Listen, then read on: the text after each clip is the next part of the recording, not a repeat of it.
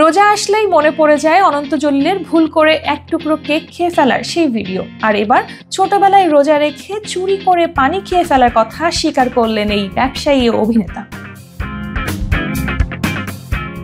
সম্প্রতি গণমাধ্যমের মুখোমুখি হন অনন্ত জলিল। সেখানে বিভিন্ন প্রশ্নের মাঝে উঠে আসে রোজার প্রসঙ্গ। অভিনেতাকে প্রশ্ন করা হয় ছোটবেলায় রোজার কোনো স্মৃতি মনে পড়ে কিনা। উত্তরে জলিল জানান, রোজায় ছোটবেলায় পানিতে ডুব দিয়ে পানি খেয়ে ফেলতেন তিনি। জলিল বলেন, ছোটবেলায় রোজায় অনেক সময় পানিতে ডুব দিয়ে পানি খেয়ে ফেলতাম, মানে এরকম থাকতাম আর কি যে গলা শুকিয়ে গেলে গোসল করতাম, তখন পানি খেতাম আর ভাবতাম এটা তো আল্লাহ দেখবে না, এটা মনে পড়ে যায় আর কি। এর আগে একবার রোজা রেখে কেক খেয়ে ফেলেছিলেন অনন্ত জলিল। সেই ভিডিও প্রতি রোজায় নতুন করে ভাইরাল হয়। সেই ভিডিওটি প্রসঙ্গে অনন্ত জলিল বলেন, এটা আসলে ইকবাল ভাই কিলহীন পরিচালক। এটা আসলে আফসোস লাগে যে তিনিও মুখে দিলেন আর আমিও খেয়ে ফেললাম।